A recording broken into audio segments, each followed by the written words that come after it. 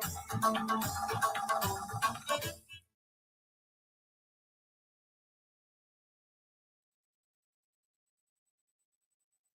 evening, ladies and gentlemen. Jai Hind.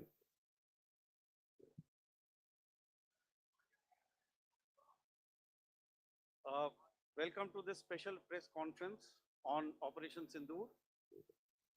We will begin with opening statements by the three senior officers to my right here, who have been directly overseeing operations during Operation Sindoor. We have Lieutenant General Rajiv Ghai, Director General Military Operations, who will cover the aspects related to land domain. Air Marshal A.K. Bharti, to his right, Director General Air Operations, will provide insights on the air domain. And to my right is Vice Admiral A.N. Pramod, Director General Naval Operations, who will cover aspects on maritime domain. Following their briefings, we will move on to the question answer session. I now request the DGMO to commence the opening brief. Thank you, Sandeep. A very good evening to all of you, ladies and gentlemen. You are all by now familiar with the brutality and the dastardly manner in which 26 innocent lives were prematurely terminated at Pahalgam on the 22nd of April. When you combine those horrific scenes and the pain of the families that the nation witnessed with numerous other recent terrorist strikes on our armed forces and defenseless civilians, we knew that the time had arrived to make yet another compelling statement of our resolve as a nation. Operation Sindoor was conceptualized with a clear military aim to punish the perpetrators and planners of terror and to destroy their terror infrastructure. What I do not state here, of course, is the often stated determination of India and its intolerance to terror. It set into motion a very diligent and microscopic scarring of the terror landscape across the borders and the identification of terror camps and training sites. The locations that emerged were numerous, but as we deliberated more, we realized that some of these terror hubs were now bereft of any presence and had preemptively been vacated, fearing retribution from us. There was also a term of reference and our own binding self-imposed restriction to target only terrorists and thus prevent collateral damage. There were 9 camps that you are now all familiar with, which were confirmed by our various intelligence agencies to be inhabited. Some of these were in POJK, while there were others that were located in the Punjab province in Pakistan. Nefarious places such as Muridke, the hub center of the Lashkar-e-Taiba, has over the years bred infamous characters such as Ajmal Kasab and the likes of David Headley. What followed was a careful scrutiny of each of these sinister locations, their layout, configuration, even the type of construction in each structure, and the terrain obtained around these. This was with an obvious intent to deduce and identify the exact vector that was required for their neutralization, as also the eyes in the sky that we would send up to ensure that we brought back evidence that we had indeed targeted what we set out to. The precise images of these engagements on that fateful and historical night have already been showcased during the first press statement on the 7th of May that was helmed by our Foreign Secretary.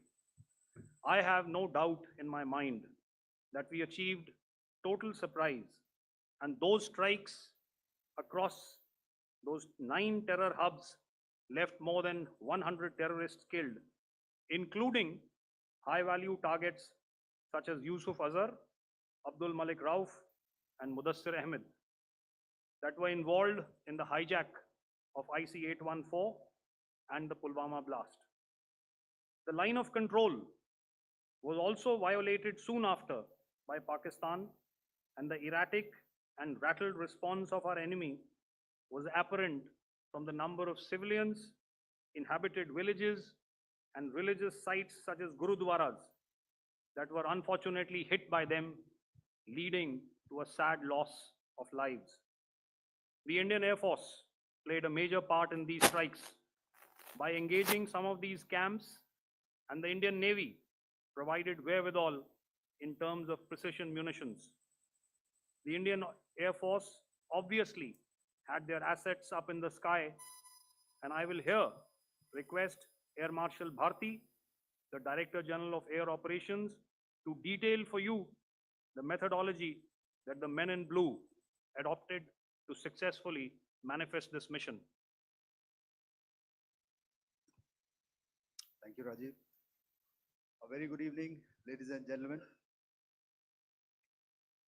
It indeed is a difficult time that we have to come here like this and brief you. We could have done without this, but we had no choice.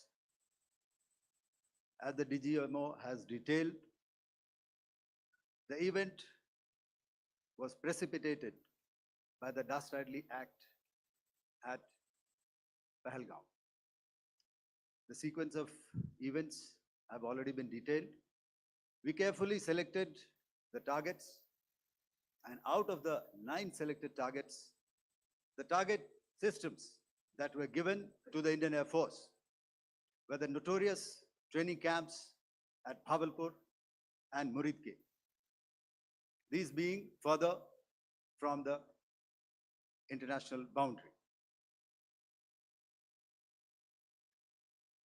Through critical target system analysis, we analyzed what was to be done to annihilate these targets and plan to engage these targets with precision air-to-surface guided munitions so as to avoid collateral damage.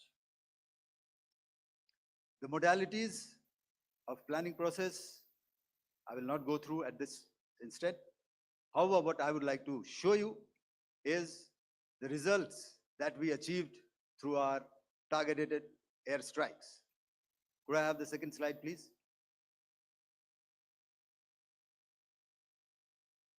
Yeah, change, please.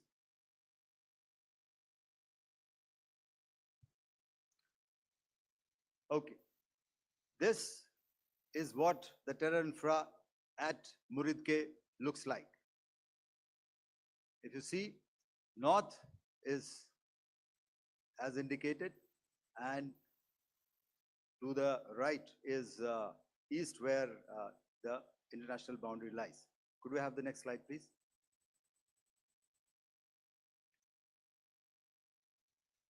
Orientating. Just go back one slide. Okay. Please have a look at this red building, the series of buildings out here, and this empty ground. Next. If you relate, the empty ground is here, and you see this is the first weapon that is impacting. This is the impact point number 1 on Muridke training camp with our precision guided weapon on early morning 7. Next, please. Keep your eyes glued for the second weapon coming in and the second impact on the selected target point. Next slide, please.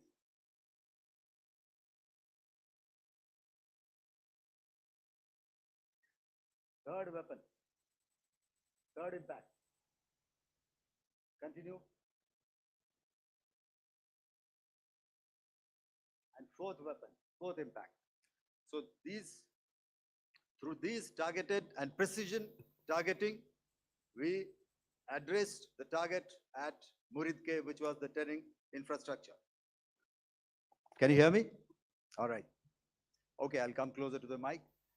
Now we go to the next target, which is the Bhavalpur training camp. Next slide, please. Okay, just wait. So the effect, if you see, the impact point, if I can point out, this is the impact point. The ammunition has gone through the roof and it has created a blast inside, the photographs of which you would have, all of you would have seen. And the red building, after that, there was this double-story building. It has been completely decimated by precision targeting. Next, please. The target system, which was in the north, a series of buildings. I will show you how it looked. Next. Completely destroyed by our precision targeting. Next. Now coming to Bhavalpur, this is the target complex that we are dealing with, a fairly large target complex. So we had to carefully choose the points that we needed to address, which were high value and which would meet our stated objectives of eliminating the terrorists. I would like to draw your attention to this red canopy, and in relation to that, I would cover the targets. One target system is a series of buildings here, other one here, and other one out here. Next slide, please. This is how it looked before, and this is how the building looked after the impact of the weapon. And orientation in relation to this red canopy, you can see here. Next, please. Before, next, and after. The roofs have completely collapsed. Next. This is the target system. Next. Precision targeting, and we have achieved our objectives here. Next. All right, so that was what we did on the 7th. Our objective was to address these two terrorist camps, and that we did with precision. And thereafter, we maintained a robust air defense posture, because remember, our objective was to target the terrorists and terrorist infrastructure, not any other infrastructure, not the Pakistani military, not the Pakistani any other infrastructure. So that is what we have maintained on the 7th of May. However, what we saw in the evening of 7th of May, we were saturated with a raid of Pakistani unmanned aerial vehicles and small drones. And these came in waves in our civilian areas, over our military installations, and all of them were successfully intercepted. Few of them did manage to land. However, there was not much damage that they did. And we have our robust counter-US hard kill and soft kill systems which did the job. However, the difference here was that we had targeted the terrorists. The adversary now has targeted our civilians and the military infrastructure. So it had to be responded to. So in a quick and calibrated response, that very night, we struck their radar installations at Lahore and close to Gujranwala, the LYT installation, to indicate to him that we are ready, yet we do not want to escalate. Our fight was with the terrorists and not with the Pakistani military establishment. Thank you.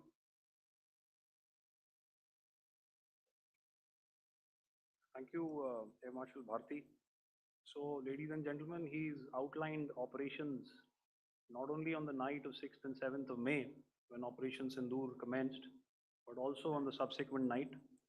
Being well aware and familiar with the congenital and impulsive nature of our adversary, and even though we did attempt to reach out and communicate our compulsions to strike at the heart of terror to my counterpart in the immediate wake of Operation Sindoor, the request was brusquely turned down,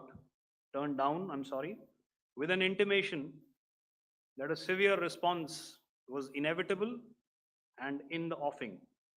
We were, of course, prepared.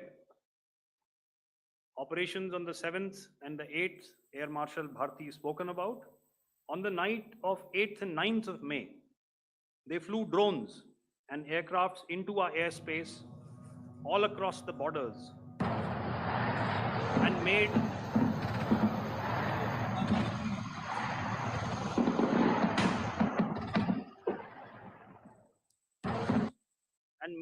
largely unsuccessful attempts to target numerous military infrastructure. Violations on the line of control by Pakistan also commenced yet again and precipitated into fierce arty engagements. The air operations on the night of 8th and 9th of May, I'll yet again request the DG Air Operations to cover.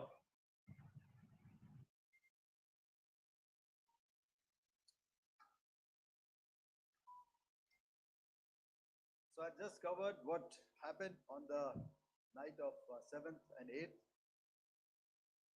What we found that on the night of 8th and 9th, starting as early as 22:30 hours, our cities had a mass raid of drones, unmanned aerial vehicles, UCAVs, starting right from Srinagar, going down right up to Nalia. It was a mass raid in waves, and it was relentless. However, we were prepared, and our air defense preparedness ensured that there is no damage on ground or to any of the intended targets that the enemy might have planned for. The difference between 7th night and 8th night was that on 7th night, he sent in his Yeha class of UAVs.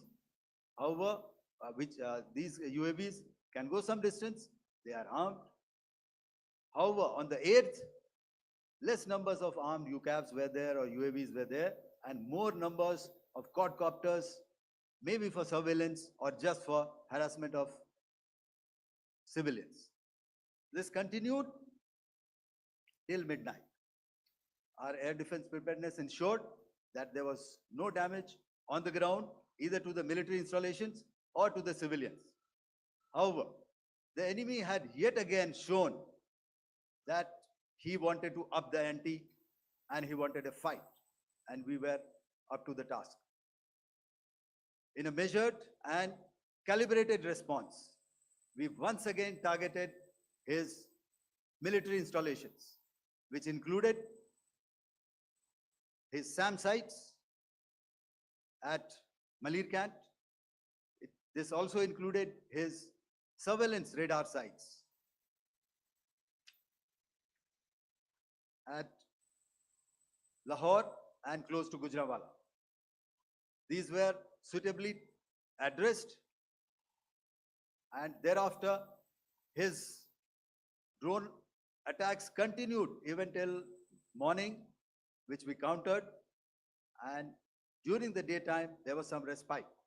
Here I would like to bring out another aspect. What we found was that while the drone attacks were being launched from somewhere close to Lahore, enemy had allowed his civilian aircraft to also continue to fly out of Lahore. Not only his own aircraft, but international passenger aircraft, which is quite insensitive, and we had to exercise extreme caution, even at the cost of some tactical disadvantage, to ensure that there is no damage to any of the civilian aircraft. And this was also brought out in a press briefing during, during the day. So I will now hand over to my colleague to cover the events of 9th onwards. On land, we also undertook certain measures such as deployment of air defense and electronic warfare assets to establish an integrated grid with the Indian Air Force. And I have seen and heard some of you wax eloquent about the benefits of such an architecture when it comes to negating and combating air intrusions. We also carried out deployment to include movement of our forces in the land, sea, and air domains. The night of the 9th and the 10th of May saw similar intrusions by drones and aircrafts. And this time, there was a concerted effort to target airfields and some very, very important logistic installations, albeit yet again unsuccessful and denied gallantly and efficiently, I must say, by the integrated Indian Air Force and Indian Army Air Defense. We further strengthened our deployment and also initiated some pressure points to send a very clear and unambiguous message to the other side to desist from any misadventures on land. Some of the airfields and dumps saw repeated attacks in waves from the air. All were thwarted. The Pakistan Army has reported to have lost approximately 35 to 40 personnel in artillery and small arms firing on the line of control between the 7th and the 10th of May. What the other side had probably also not reckoned with was the speedy and precise turnaround and hit back by the Indian Air Force. And I will yet again ask Air Marshal Bharti to speak about these significant and game-changing strikes. I will thereafter request Vice Admiral Pramod, my colleague and Director General of Naval Operations, to tell us about some very telling naval maneuvers in the Arabian Sea that exerted pressure on the night of 9th and 10th of May. Over to you, sir. Commencing about 2000 hours, that is 8 p.m. local time, on 8th of May, several Pakistani unmanned aerial systems, drones, combat vehicles attacked multiple IF bases. These included Jammu, Udhampur, Pathankot, Amritsar, Bhatinda, Nal, Dalhousie, Thois, Jaisalmer, Uttarlai, Falodi, Nalia. These were almost simultaneous and they came in waves. All our AD guns and other systems were waiting for them. All these waves were neutralized by our trained crew using the air defense systems that they have.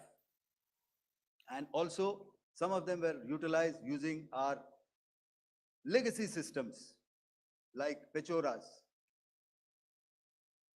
and IF Summer, which we have recently acquired. And some were neutralized by the Garud snipers. There was no damage on ground from these incursions and these mass raids, if I could call them, from the Pakistani side. However, following these relentless attacks on our air bases, on our forward positions, and on our civilian targets, this was time to convey some message to our adversaries. And therefore, a decision was taken to strike where it would hurt. And towards that, in a swift, coordinated, calibrated attack, we struck his air bases, command centers, military infrastructure, air defense systems across the entire Western Front. The bases we struck include Chaklala, Rafiki, and mind you, Chaklala is Islamabad. Rahim Yar Khan, Sucker, sending a clear message that aggression will not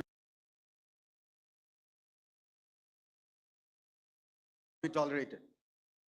This was followed by strikes at Sargoda, Bholari, Jacobabad. We also struck the C2 centers at Murid, the UAE complex at Murid, Rafiki, radar at Chunia, which I will show you, Rahim Yar Khan airfield, and the unmanned combat aerial vehicle hangar at Sucker. I would like to reiterate here that we have the capability to target every system at these bases and more. However, it was only a measured response to instill good wisdom to our adversary to refrain from further escalation. IF response was directed only at military installations, avoiding civilian and collateral damage. I would now like to show you some of the effects that have been achieved as a result of our air operation.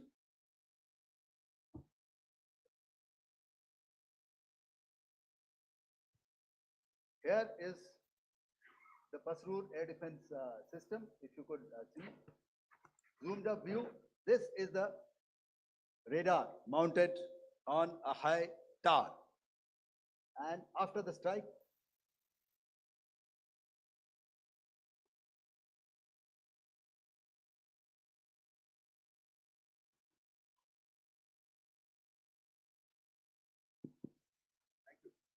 can you hear me? Yeah, thank you. And after the strike, this is what has happened. This radar has been taken out, completely burnt. Next slide, please. The Chunia air defense radar, which was taken out on 7th and 8th. This is the radar site. A blown up photograph, once again, on a tower. Not very clear, but what you see very clearly is the after effect after we have stuck. The radar head has been completely decapitated. Next slide, please. Arifwala air defense radar. In this complex, you see how it looked before, blown up image, and after really blown up. Next. Now coming to Sargoda airfield. Remember, this is one of their important airfields wherein they have a lot of assets, F-16s, other assets which they keep getting, training institutes. And we have stuck this airfield. It is not, if you zoom in here, then one impact point here on the runway and second impact point of our weapon, precision weapon on the runway. And if you see this blown up, repairing going on, same here. Next. Rahim Yar Khan. This is the area we have struck. A deep strike out here and one complex here. So this is how it looked before, and same, you see a big crater, another crater here, and this complex after strike neutralized. Next. Chaklala airfield, Noor Khan, once again a major air base, a lot of their logistic assets out here.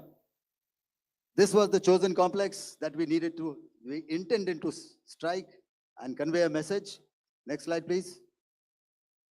This is how it looked before, and this is how it looked after our strike. Next. Sucker. We chose the radar site at Sucker. This is the radar site. And after it was struck, this is the aftermath, completely burnt out. Next, please. Aircraft shelter. This is how it looked before the strike, and this is how it looked after the strike. The roof of the buildings completely caved in and burnt. Next. Bholari airfield, aircraft hangar. This is how it looked before, And this is how it looked after the precision strike. Next. Jacobabad aircraft hangar. And this is how it looked after. Next. So what I'm trying to convey here, ladies and gentlemen, is to start with, our fight was neither with the Pakistani military nor with anybody else who's there on the other side. Our fight was with the terrorists. We neutralized the terrorists that we selected to be neutralized, and thereafter, we only maintained the air defense posture. However, we were relentlessly pounded by waves after waves, night after night, by his UCAVs, by his drones, and by his other unmanned aerial systems. And that left us with no choice but to retaliate, and yet our retaliation was calibrated, it was graduated, and it was proportionate. Thank you.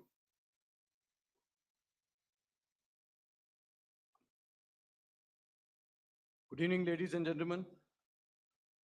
In the aftermath of the cowardly attacks on innocent tourists at Pahalgam in Jammu and Kashmir by Pakistani-sponsored terrorists on 22nd April, the Indian Navy's Carrier Battle Group, surface forces, submarines, and aviation assets were immediately deployed at sea with full combat readiness in concert with the Joint Operation Plan of the Indian Defence Forces.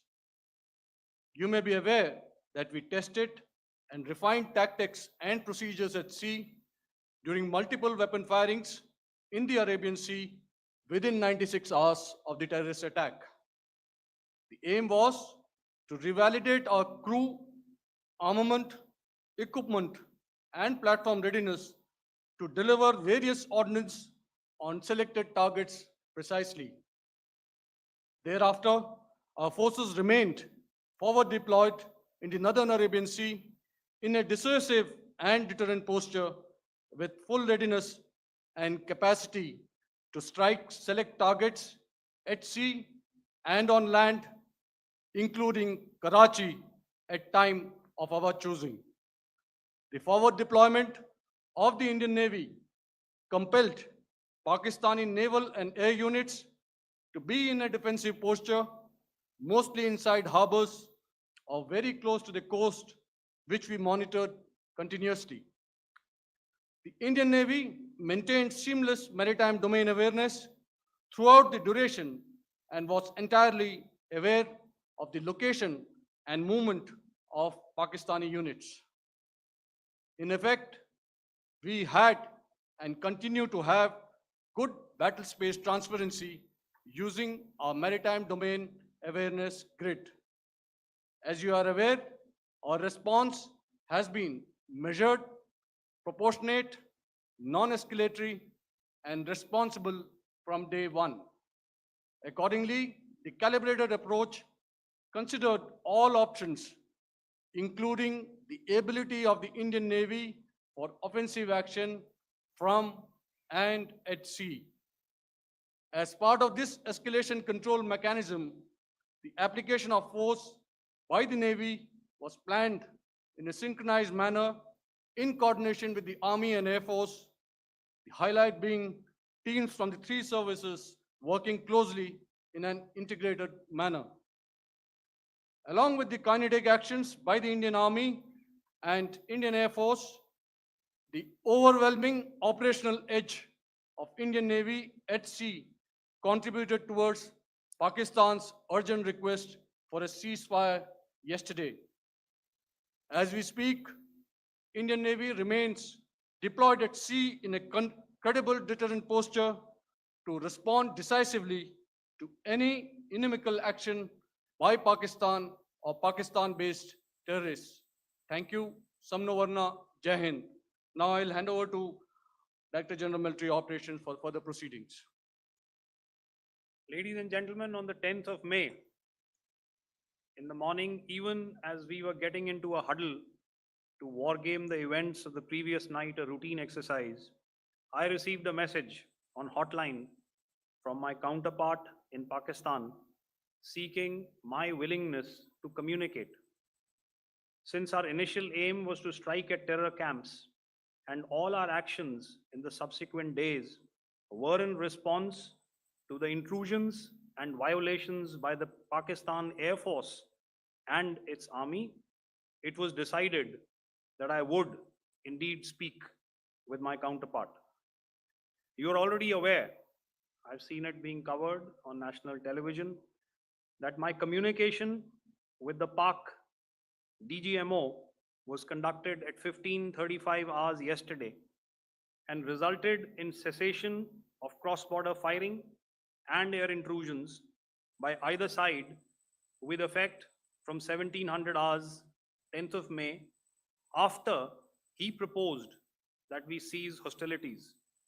We also decided to further speak on the 12th of May, that's tomorrow, at 1200 hours, to discuss the modalities that would enable the longevity of this understanding. However, disappointingly, and must I add, expectedly, it took only a couple of hours for the Pakistan Army to violate these arrangements by cross-border and across the line of control firing, followed by drone intrusions across the expanse of the Western Front through last night and in the early hours of the morning today. These violations were responded to robustly and dealt with as they must be. We have earlier today sent another hotline message to my counterpart highlighting these violations of the understanding between the DGMOs on the 10th of May and our firm and clear intent to respond to these fiercely and punitively, if repeated tonight, subsequently, or later. In this regard, I must inform all of you that the Chief of Army Staff has earlier today conducted a security review and has granted full authority to our Army commanders for counter actions in the kinetic domain in case of any violation by Pakistan. In the end, I pay my solemn homage to my 5 fallen colleagues and brothers from the armed forces and civilians who have tragically lost their lives in Operation Sindoor.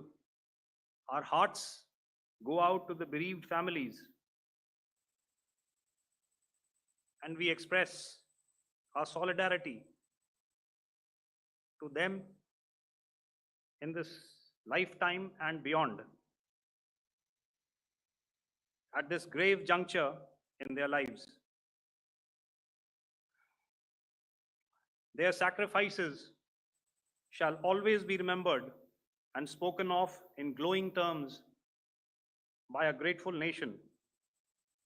We have thus far, ladies and gentlemen, exercised, and my colleague Pramod highlighted this, immense restraint, and our actions have been focused, measured, and non-escalatory. However, any threat to the sovereignty, territorial integrity, and safety of our citizens will be met with decisive force. Jai Hind. Okay, ladies and gentlemen, we are now open for questions. All right, now since I would not know all of you, I would expect you to please raise the placard or your hand, and once I indicate, I expect you to please give out your name and the media group that you belong to. Keep your questions short so that we can take as many questions as possible. Also, ladies and gentlemen, kindly bear in mind that confidential aspects may not be answered by the 3 DGMOs. Right. I've got a lot of hands here. Let me start from the left. Left foot always in front when we start marching. So here we have to the left, okay,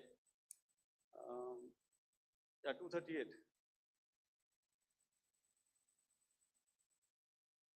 Hello. So this is Manas Pratimugyan from PTI, Press Trust of India. So the understanding that was reached yesterday on stopping the military operations and actions, was it for just 3 days? And what would be the cost escalation if there is violation of this understanding by the Pakistani side? And my subsequent question would be that we have a kind of ceasefire agreement with Pakistan that was finalized in 2003. So will there be some kind of similarities in frameworks between the two kind of understandings, 2003 ceasefire agreement and the current understanding on stopping military operations? And again, what would the cost that will be incurring on Pakistan if Pakistan again resorts to this kind of terrorist activities, because we have made it very clear that the cost will be very high. So I would like to have your thoughts on it. Okay, so I'll answer the latter part of the question first. I also want to add that while the initial ceasefire agreement, as you correctly pointed out, is of the 2003 vintage, but I must remind you that in 2021, in the month of February, and this was then when the crisis in Eastern Ladakh was also on, the two DGMOs had spoken and arrived at a ceasefire understanding that lasted right up until this unfortunate attack at Pahalgam. Once our Foreign Secretary had announced the decisions of the CCS in the immediate wake of that attack, he had announced certain measures. And then, of course, Pakistan had in turn made its own announcements. Since then, there have been certain violations of this ceasefire understanding. And of course, after the 7th of May, like I pointed out during my statement, that there have been numerous violations on the line of control, especially, and of course, along the international boundary by the Pakistan Army and the Pakistan Air Force. This understanding that we spoke about yesterday, no, it was not for 3 days. It was first to stop aggressive and hostile activities immediately, let that order and direction settle down for about 36 hours, and thereafter discuss modalities, like I said, to ensure its longevity. That is tomorrow on the 12th of May. But unfortunately, we had a violation starting at approximately 1900 hours last night. And we've sent a communique, like I said, to the Pakistan Military Operations Directorate, and we will await what happens tonight. All right. I will, The cost escalation, I mean, I'll leave it to your best imagination. I've already said that the response will be fierce and punitive. now, the right foot forward. Yeah.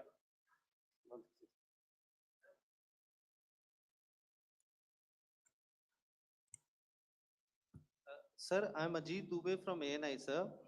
Sir, my question is that you talked about the loss of lives to the Pakistan army, that was around 35 to 40 kills secured by the Indian army. Sir, can you tell us what would be the total loss of life to the Pakistan army in both army and air force attacks, sir? And how good was the performance of the BrahMos, Scalp, and the S-400 during the operations? And sir, since we have, sir, just one No line, multiple sir. questions. Sir, All right. and since sir, we have achieved such a spectacular, we have made good achievements in this entire operation. Can we say that we have emerged victorious, or we have a big upper hand over the Pakistanis in this entire conflict? Thank you very much, sir. So I'll answer the question about the loss of lives on the other side. Of course, there are various means to ascertain that number. There is information from various agencies that come in. There are, of course, on the line of control, other ways to find out as to what has been the effect of what you are doing there in ceasefire violations. So therefore, I mentioned 35 to 40 on the line of control, and please remember that once Operation Sindoor was launched, the responses of the Pakistan Army were also on Indian Army or the Indian Armed Forces infrastructure.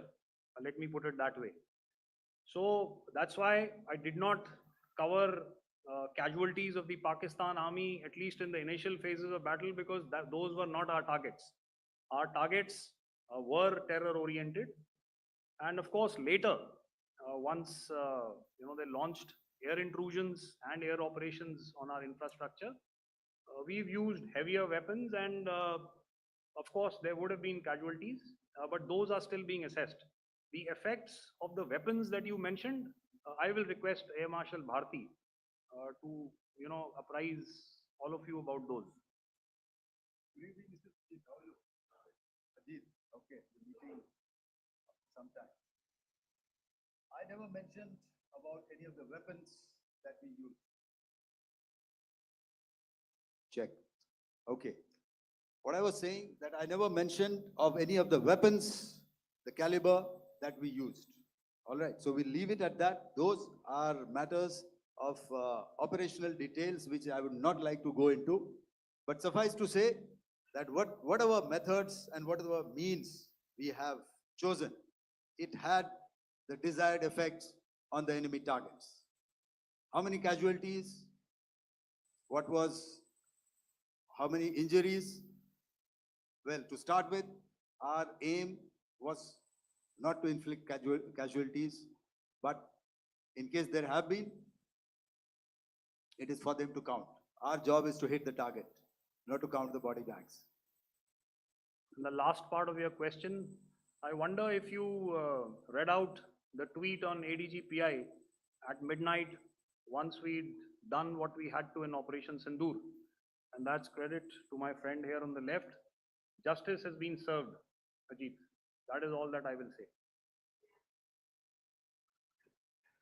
Ajit, I'll request you to, refrain putting words into his mouth. All right. Yeah, I'll come back to the left. 147. Sorry, 47. No, 47. Did I see it here or? Yeah. Good I evening, saw it there. gentlemen. Sorry, 147, I saw it there. Sorry. Yeah, since I've already said 147, start please. Hi, sir. Good evening. This is Shivam Patel from Reuters News Agency. Thank you for giving me the opportunity. My question, sir, is how many military targets did Indian Armed Forces strike in Pakistan in response to the attacks from Pakistan? How were these targets selected? And how many troop casualties have been there in total on both sides, if you give details? Thank you. I'm sorry, where are you? I haven't Yeah, spotted his. he's to the Yeah, right. okay. Can you just repeat that for me, please? Sure, sir. So my name is Shivam Patel. I'm from Reuters News Agency. My question is, how many military targets in total did the Indian Armed Forces strike in Pakistan in response to the attack from Pakistan? How were these targets selected? And how many troop casualties have been there on both sides, if you can? So you're speaking of the targets that I mentioned in the wake of the attack at Pahalgam, right?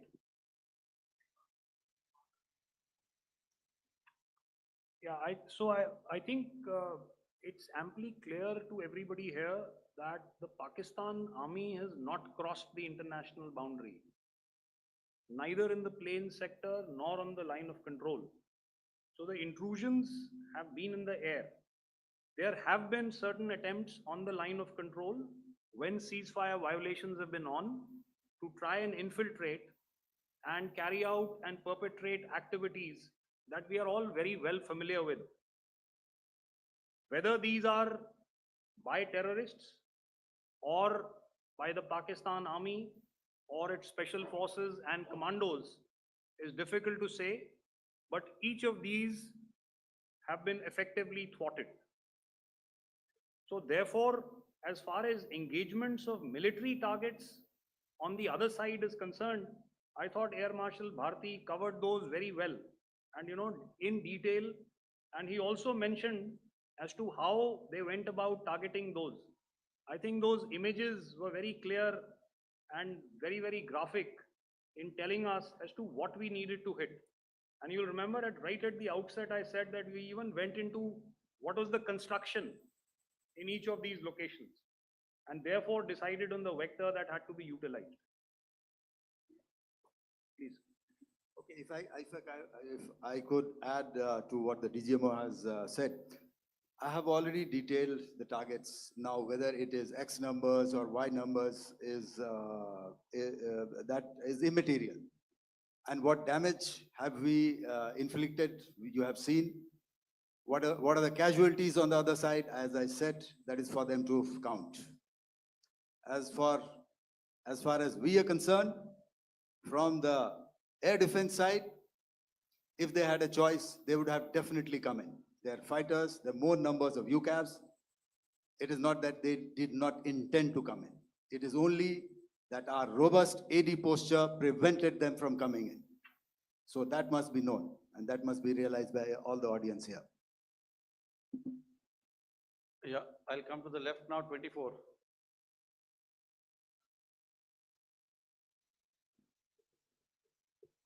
Good evening, sir. This is Anvesh Rath from Z.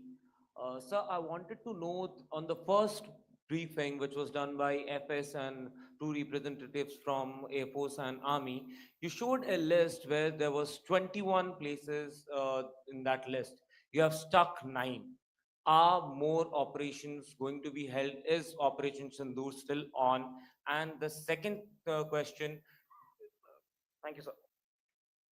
Thank you so much. And also, I want to congratulate all three of you for a fantastic operation that you guys have done. Thank you so much. Thank you so much for that one question. Yeah. Sir, the question.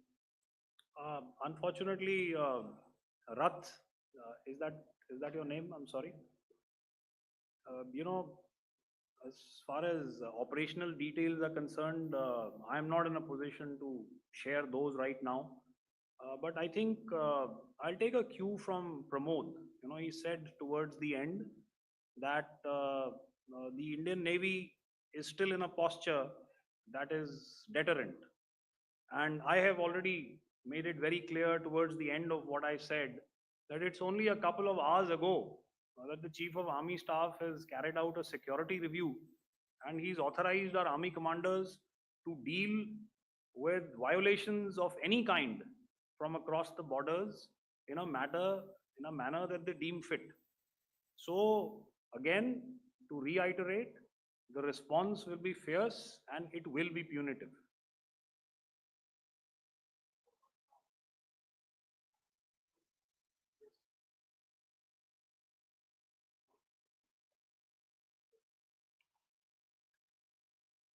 I'll go back this side now. Yeah, 255. She said middle wale kya karenge? So 255. Oh, sorry. Good evening, sir. Yeah, 255. I'm Shailesh from National Defense. Please allow me, first of all, to pay my gratitude for protecting us Indians. Thank you very much. Sir, since the enemy has been talking about taking down our aerial platforms, it would be deemed fit in case we can reveal that we have taken down their fighter jets. What could be the number? Though you said that they may be not good to reveal the platforms, but since this has come from various quarters in Pakistan, so I believe that we need to answer in case if you can, sir, if you may allow. The question is for me? Yes, sir. Okay, and if I get it right, you want to know how many of their planes we have downed? Yes, sir. Yes, sir. All right. See, as I said, their planes were prevented from coming inside our border. All right. So we do not have the wreckage with us, but definitely we have downed a few planes. Numbers, we would not like to hazard a guess out here. Okay. I have the numbers, okay, and we are getting into the technical details of it to establish it. So I would not like to put a figure at this time, but definitely there are losses from their side which we have inflicted. Were Ma'am, they, please don't ask were me. they fourth generation plus, sir? No, See, sir, you're putting words into my mouth. Why do Sir, you say fourth generation? Let us make it high tech.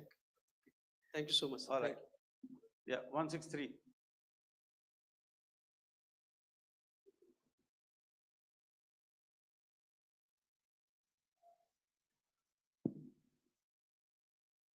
तो मैं मंजीत नेगी हूँ आज तक से। मेरा सवाल ये है कि इस पूरे ऑपरेशन में जो आतंकी ठिकानों को निशाना बनाया गया, क्या नंबर्स कुछ बता सकते हैं कितने आतंकी मारे गए? कुछ नाम सरकार मतलब कुछ नाम मीडिया में आए भी हैं जो बड़े उसके मास्टरमाइंड थे। और एक सवाल जो आज एयरफोर्स ने भी ट्वीट किया कि ऑपरेशन सिंदूर अभी जारी है और सरकार की तरफ से भी कहा गया। और पिछली बार जब विदेश मंत्रालय की प्रेस कॉन्फ्रेंस पहली हुई थी उसमें वो लिस्ट दिखाई गई थी कि 21 टेरर कैंप आइडेंटिफाई किए गए हैं। तो क्या जो बाकी बचे हुए टेरर कैंप उन पर भी कार्रवाई होगी? और एक नंबर अगर आप बता पाएं कितने टेररिस्ट मारे गए? Manjeet ji, 3 questions. The third one has just been asked here before. So 21, this thing. So I'll request the first two to be answered so that we have more number of people who can ask. Manjeet, जब मैंने statement दिया तो मैंने शुरू में ही कहा कि जैसे ही ऑपरेशन सिंदूर कॉन्सेप्चुअलाइज हुआ तो हमारा जो पीछे की कार्रवाई होती है स्पेड वर्क और टारगेट्स को आइडेंटिफाई और एनालाइज करने की कार्रवाई शुरू हो गई थी। मैंने जब स्टेटमेंट दिया तो मैंने बताया कि बहुत सारे थे, हमने 21 दिखाए होंगे और भी हैं, लेकिन वो लिस्ट फिल्टर करते करते 21 तक पहुंची। अब क्या आगे एंगेज किए जाएंगे? अगर जरूरत पड़ेगी तो जरूर एंगेज किए जाएंगे, लेकिन मैंने बताया कि इस समय जो इंट एजेंसीज ने हमें बताया कि फलाने कैंप में प्रेजेंस है, हमने उनको एंगेज किया। कुछ नाम मैंने लिए, कुछ नाम अभी पुख्ता किए जा रहे हैं। मैंने आपको बताया कि जो इंट एजेंसीज ने अभी तक असेसमेंट किया है उसमें उन्होंने कहा है कि तकरीबन 100 से ज़्यादा मारे गए हैं। और एक आज आपने तस्वीर भी देखी कि काफ़ी प्रोमिनेंट जो फ्यूनरल था, काफ़ी प्रोमिनेंट एक जो हस्ती हैं वो ऑर्गेनाइज कर रहे थे, और उस फ्यूनरल में और कौन कौन लोग अटेंड कर रहे थे वो तो आपने देखा ही। तो आप लोग सब समझदार हैं और मुझे ये कहने की ज़रूरत नहीं है कि इन लोगों को कहाँ से सपोर्ट मिल रहा है। अगर नहीं मिल रहा होता तो ऑपरेशन सिंदूर नहीं होता, तो उसी की वजह से है ये ऑपरेशन। तो मेरे ख्याल से मैंने आपके सारे सवालों का जवाब दे दिया। Ma'am. Sir, next is from 17. Sir, मेरा नाम अंजू निर्वाण है, TV9 भारतवर्ष से।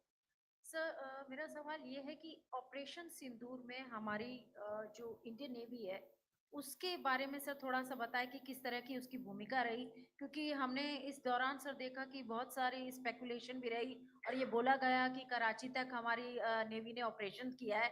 तो सर इस पे थोड़ी सी क्लैरिटी चाहिए। और सर हमने कौन कौन से फाइटर एयरक्राफ्ट डाउन किए हैं, अगर उसका भी थोड़ा सा क्लैरिटी मिल जाए तो अच्छा रहेगा। तो मैं आपका पहले सवाल का जवाब दूंगा। I will make few sentences and leave it for your imagination.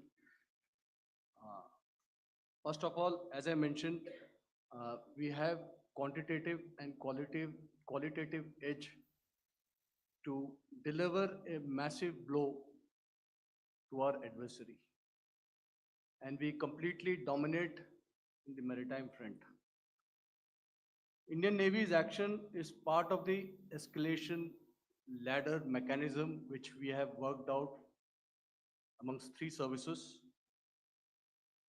This time, if Pakistan dare take any action, and Pakistan knows it, what we are going to do. That's all. आपके सवाल का जवाब मैं पहले दे चुका हूं। आपके सवाल का जवाब मैं पहले दे चुका हूं, इसलिए मैं बस उस तक ही सीमित रखूंगा और इतना कहना चाहूंगा कि आने वाले दिनों में आपको खुद ही पता चल जाएगा और ऐसी बातें छुपी नहीं रहती हैं तो पता चल जाएगा. So at this time we'll Okay. just let it be. Okay, ladies and gentlemen, we have one or two more questions, sir. So, please, they are going to be outside. You can speak to them there also. 104, 104.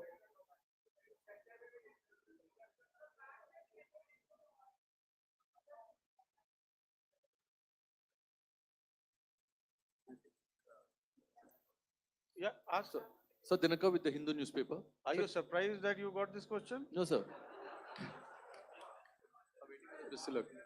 Sir, can you give a number of assets we lost because there's been a lot of speculation going on, international media writing a lot of things about our platforms, including Rafales. I mean, Pakistan claiming that Rafale has been downed, etc. Can you put that question to rest and clarify on that?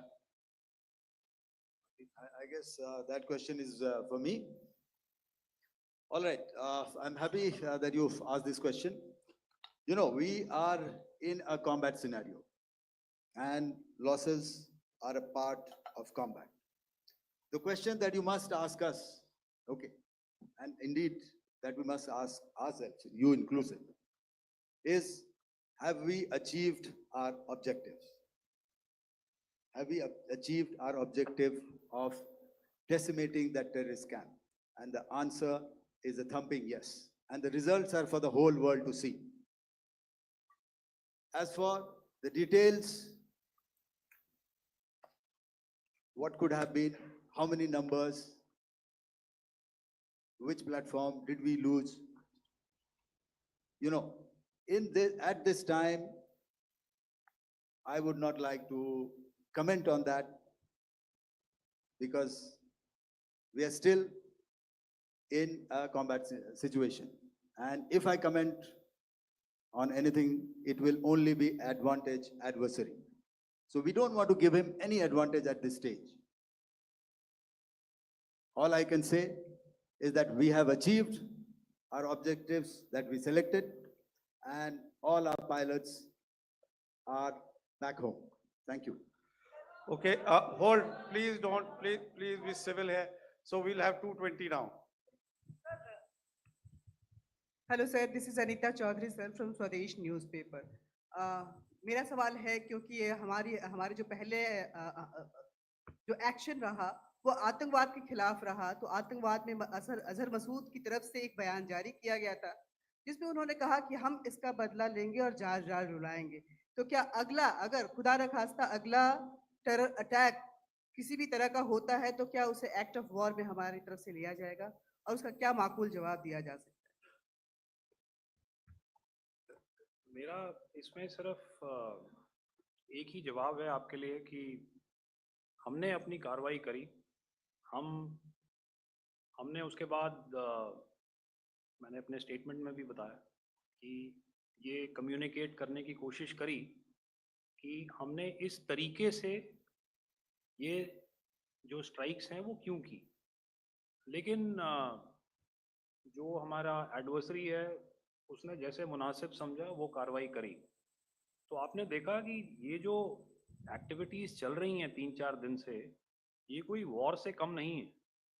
Normal circumstances में एक दूसरे देश की air forces हवा में नहीं उड़ती हैं और एक दूसरे के ऊपर स्ट्राइक्स नहीं करती हैं. हर रात इंट्रूजन्स नहीं होते हैं. लाइन ऑफ कंट्रोल पर सीज फायर वायोलेशंस, आपके एक साथी ने सवाल पूछा था शुरू में, एक सीज फायर अंडरस्टैंडिंग था, वो भी जा चुका है. उस सीज फायर अंडरस्टैंडिंग के जाते जो फायरिंग हो रही है लाइन ऑफ कंट्रोल में, उसमें घुसपैठ की कोशिश हो रही है. आमतौर पर ये घुसपैठ लाइन ऑफ कंट्रोल में टेररिस्ट करते हैं, लेकिन हमें इंफॉर्मेशन है कि हो सकता है ये पाकिस्तान आर्मी की टोलियां भी हों जो हमारे पोस्ट के ऊपर खामी पहुंचाने की कोशिश कर रही हैं. तो ये सारी एक्टिविटीज़ तो वॉर में शामिल हैं. तो ये कहना मुश्किल है कि आगे क्या होगा, वो स्पेक्यूलेटिव जोन में आ जाता है और मैं स्पेक्यूलेट नहीं करना चाहता हूँ. हर एक सिचुएशन अलग होती है और उससे एक तरीके से डील किया जाता है. मैं एक सवाल इसका मैं जवाब देना चाहता हूँ. 1 मिनट. सो जो हम जो military होता, our main job is to prevent war and maintain peace and stability. So it is not that our response is a graded response. That means अगर किसी ने किया तो उसको graded उसमें किया, जैसे terrorist action हुआ तो what we did is a terrorist action and then we destroyed all the terrorist camps. उसके बाद आपने देखा कि उनने थोड़ा सा कोशिश किया तो हमारे एयरफोर्स एंड आर्मी ने क्या किया, तो मिलिट्री टारगेट्स हैं उनको उनके ऊपर थोड़ा. So our aim is to maintain peace and tell them our adversary that you do this and the response will be bloody. Okay, now as per the, please, we'll have 166 and 25, and after that, no more, please. Sir, this side. Ladies Excuse and me, sir. gentlemen, please Sir. maintain, Sir, I'll this request side, you to sir. please be quiet. Jal Ghai, No, this side, sir. we have only two Sir, questions left, 166. Yeah, please start. So I'm Rahul. Rahul Singh from Hindustan Times, sir. So you were totally on top of the game in the kind of losses you've inflicted on the enemy. I mean, we saw the slides and everything. So it kind of comes across that you were batting it 99 and you decided to declare your innings. What are your thoughts on that, sir? And do you think, are you weighing the option of the Pakistan army using this time, buying this time of the so-called ceasefire, or the understanding? And you talked about how they could not be trusted. So buying time to kind of build up their war reserves, getting stuff from their friends, like Turkey or China, are we considering that possibility, sir? Look, see, the call came from the Pakistani side to speak about cessation of hostilities. What pauses mean during such conflicts is known to everybody. You know, I don't want to go into the pros and cons of how preparation for war is made. You know, that is a process in itself. But I think my senior colleague here, the DG Air Operations, spoke, or he alluded at least, you know, to what this operation was precisely and specifically meant for. And I think that's something that we achieved, you know, right at the outset. Had we had the option not to go further, we probably wouldn't have. But we've been compelled to be in this situation. And as you've seen, the armed forces of India, and you know, you've got the three Director Generals sitting here, we are always prepared to face any eventuality. And like I said, that's for the sovereignty, the territorial integrity, and the safety of our citizens. So whatever has to be done will be done. You know, I'm not so concerned about what Pakistan will do in this time. I'm only concerned about what we will do. We have a roadmap and a plan, and we will follow it diligently, and we will follow it to the T. You know, that's the contention that I want to make here today. Ma'am, please. Okay, the last question, and ma'am, 25, she has been asking since Sir. the first one. Sir, I'm Nandita. Sir, She's not asking a question. Sir, I'm Nandita Dagar, DAGAR from DD News and DD India. Sir, I wanted to ask you that my question is to General Ghai. Sir, you spoke to your counterpart yesterday and the Pakistani counterpart. Sir, what is the Indian Army's assessment that despite that agreement, that talk that you had, despite that agreement coming into effect at 1700 hours yesterday, why did they violate it? And number two, yesterday at the joint Defense Ministry and Foreign Ministry briefing, Wing Commander Vyomika Singh and Colonel Sophia Qureshi had told us that we have cited the Pakistani troops amassing at the borders and at the LOC. Sir, has that situation changed? Have they withdrawn? And sir, if in case, despite now there is a lull, of course, but if tonight again, if the enemy again carries out shelling and aerial intrusions through drones, what is going to be our response? Thank you. So without outlining the specifics of that response, I've already made it clear that there will be a response and it will be fierce and it will be punitive. Why the Pakistan army chose the option of violating the understanding that was arrived at earlier yesterday, I think that's a question that we best answered by the Pakistan DGMO. I wouldn't be able to, give you that. But, in situations such as these, and if you go back into any conflict, sometimes these understandings take time, to fructify and manifest on ground. But without, getting into the reasons, it is our mandate to be prepared at all times, and that we were. It's not as if because there was an understanding we weren't prepared. I must tell you that the armed forces were on a very, very high alert, and they continue to be in that state even as we speak. All right. Ladies and gentlemen, please, ma'am, please. Okay, thank you so much for coming today. Those who have missed asking a question, those who have missed, see, I knew I'll grab this attention from you like this. Those who have missed the opportunity to ask a question can give me a written one. I will definitely get back to you with that. And also, they are they are invited for a cup of tea in my office day after tomorrow. Thank you, ladies and gentlemen, for coming. Thank you. Thank you very much. Jai Hind. Jai Hind.